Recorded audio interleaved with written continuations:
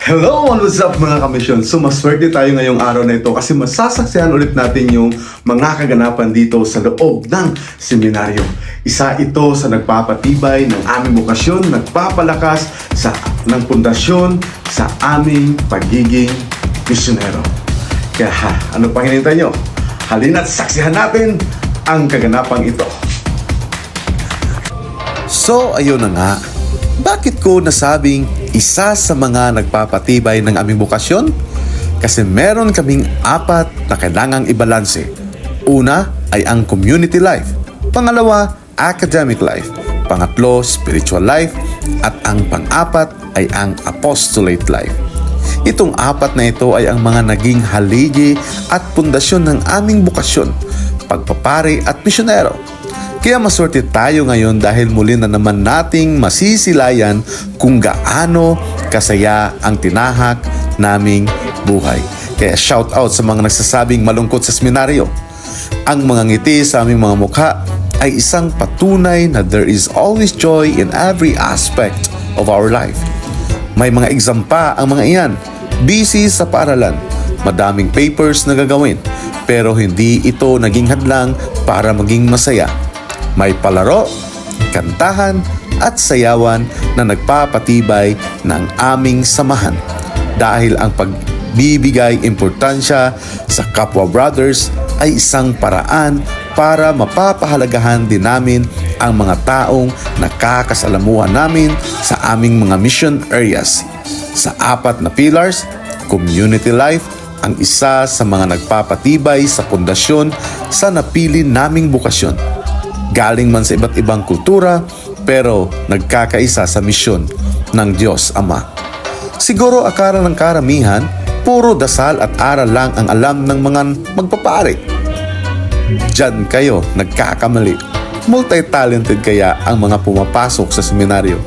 Iba't ibang kultura, iba't ibang lahi, pero nagkakaisa tungo sa iisang layunin, ang makapaglingkod sa tao at sa Diyos. Dahil ang tunay na misyonero, masayahin at hindi bugnutin. Kami po ay mga misyonero. Kami po ay Clariciano. Basta misyonero, Clariciano. God bless us all and pray for us. Pray for more vocation.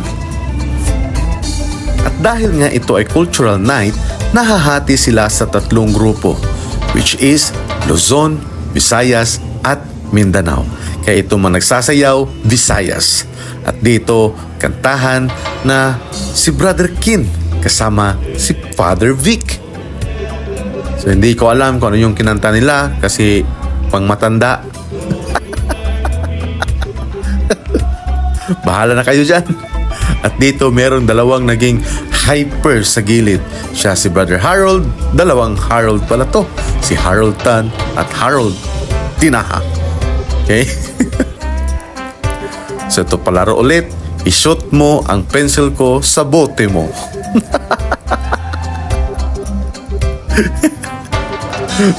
So, hindi ko alam kaninong idea ito, pero nahihirapan sila ditong i-shoot ang pencil nila sa bote. Siyempre, papahuli pa naman tayo. Siyempre, talented yung mga San Francisco hanon eh. No? Ako, si Harold na taga Barangay 1 at ako na taga Alegria. Sayawan ng community, pinakaintay ng lahat na kung saan bawat isa sasayaw. Kasi ito na yung pinaka-highlight ng programa namin ngayong gabi. Kaya halina't sumayaw. Tayo na. Tara!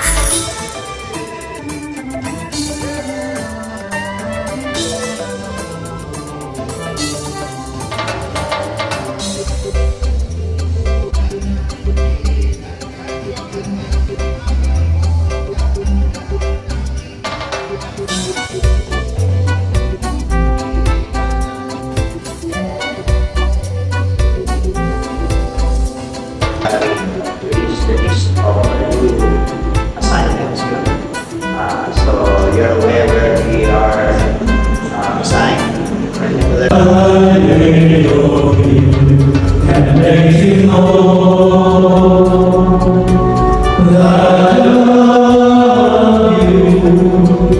you. Alright, and that's all for today. And good night!